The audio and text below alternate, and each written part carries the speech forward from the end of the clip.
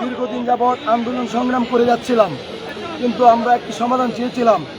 আমাদের একটি সমাধান হচ্ছে একটি স্বতন্ত্র বিশ্ববিদ্যালয় দরকার মানে দরকার। কারণ আমাদের সাত কলেজে বিভিন্ন সমস্যায় ভুগছি আমরা।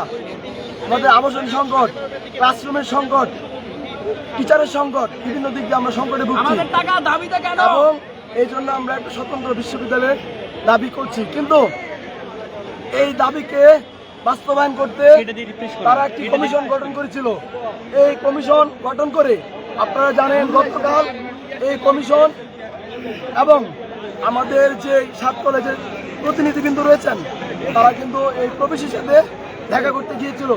তিনি আমাদেরকে বিভিন্নভাবে অপমান, নির্যাতন এবং তার রুম থেকে অপমান করে বের করে দিয়েছে।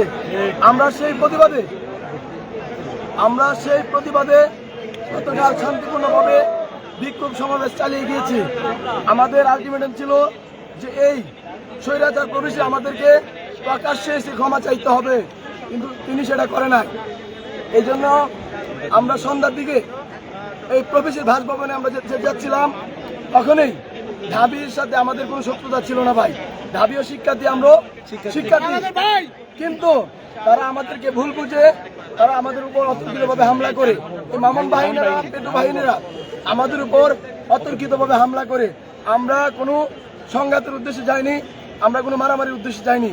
আমাদের উদ্দেশ্য ছিল আমাদের সাথে যে আচরণ করা হয়েছে সেই আচরণের জবাব চাইতে আমরা গেছিলাম, কিন্তু তারা আমাদেরকে অতর্কিতভাবে হামলা করে আমাদের প্রায় 40 জনের মতো শিক্ষার্থী, 44 জনের মতো শিক্ষার্থী হাসপাতালে ভর্তি। কেন ভাই? আমরা কি এটা চেয়েছিলাম? আমরা চেয়েছিলাম আমাদের অধিকার দেন, আমরা একটা স্বতন্ত্র বিশ্ববিদ্যালয় চাই। সেই সাথে পুলিশ, এই প্রশাসন, পুলিশ আমাদের উপর অতর্কিত হামলা করেছে।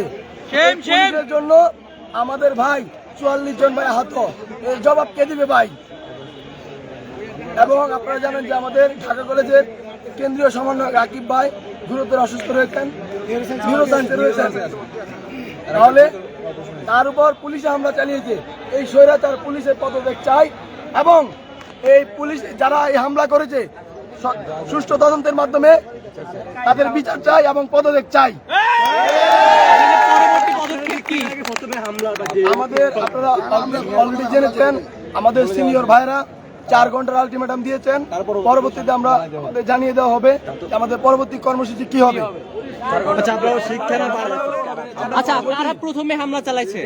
প্রথমে হামলা চালিয়েছে আমরা যখন তরুণে অবস্থান করেছি শান্তিপূর্ণভাবে, তখন তারা আমাদের বিপরীতে অবস্থান করেছে। তখন আমরা আমাদের অবস্থান সরিয়ে নেওয়ার জন্য তারা যখন আমাদেরকে ভুল বুঝতেছে, আমরা পিছনের দিকে যখন চলে আসতেছি, এই মুহূর্তে তারা পুলিশ নিয়ে আমাদেরকে হামলা করেছে।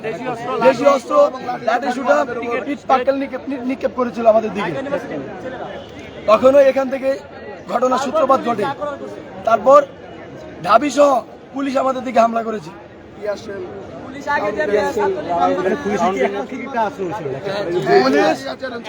আপনারা জানেন গতকাল একটি নিউজ ভাইরাল হয়েছে পুলিশের প্রোটোকল, পুলিশকে তারা বিভিন্নভাবে আপনারা জানেন যে কেন্দ্রীয় সমন্বয়ক যারা রয়েছেন কিন্তু তারা সবাই ঢাবির, পুলিশ কিন্তু কি আর বলবো ভাই।